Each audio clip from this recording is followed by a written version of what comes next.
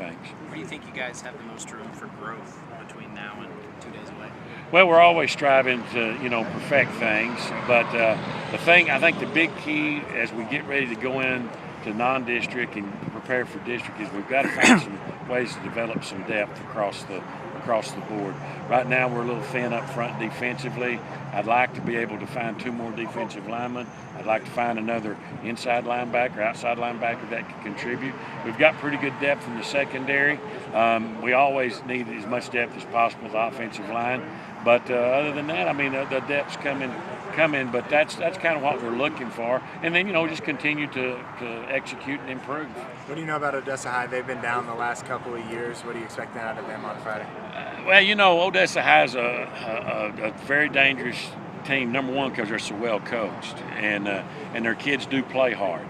And I thought last year's version of the Broncos, I thought they got tons out of their talent. And, they were ahead of us till right at the end of first half, and we were able to squeak a touchdown in late. But they took us to the limit last year, and they won some games that on paper maybe they weren't supposed to.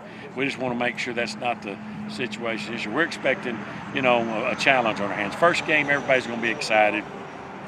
How are we going to handle traveling? It'll be a lot of our guys' first varsity contest, and that's the one thing our guys always talked about from our JV squad, how fast the game is, and you hear that all the time. But I do think the speed of the game on Friday nights is different than Thursday, and we got to be ready to, get acclimated to that game speed that we'll need to have Friday night. What's the one big thing you're kind of looking for in that season opener when you go out there? What do you kind of emphasize you need to do to get off to a good start?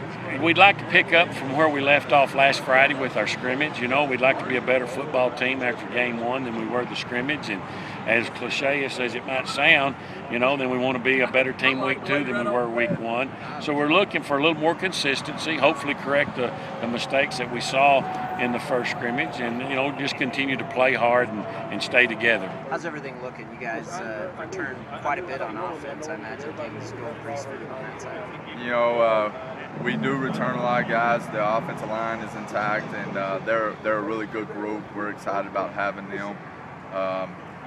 Quarterback and Bustos are certainly, they got positive experience. You talk about experience sometimes.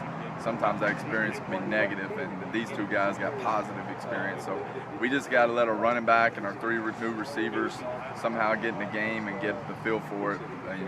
Get their feet wet a little bit, and I'm sure they'll be okay. How anxious are they, Seth? To get things going. You've been working out 9 months now. So. I hope you always gauge. I'm hoping we're excited. You would think you would be excited first week, and we talked about last year. It didn't seem like we were as enthusiastic as we had been playing, and so you never know. We pulled off a little bit this year. We thought we might have ran them in the ground last year, so hopefully this year they're a little bit more up for it, and it's at home, so I think it'll benefit us. Where do you need to see the most improvement? Defense. I think ain't nobody's secret around here. We got to improve on defense. We got to tackle. We got to get stops. We can't score every series. And our kids worked really hard at improving themselves on defense, and that has been the main focus since November. First game is always an unknown. This is even more of an unknown because the team you're playing has apparently got a new coach and changed offenses. What have you been able to go to their scrimmage? Yeah, we got film on them, and they do a really good job. One thing that doesn't change in a year is the culture. They're very aggressive by nature, and they're going to be very physical and fast at football. Kind of like the Saints when you talk about they're losing their coach and everybody's worried about it. The culture won't change for another year, but 2 or 3 years down the road it'll be affected. But this year, those kids are as tough as nails, and they'll be that way. Come play us.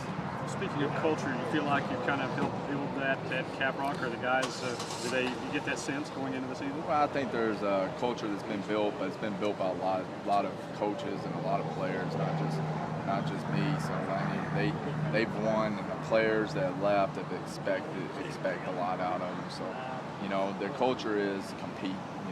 It may not be win right now.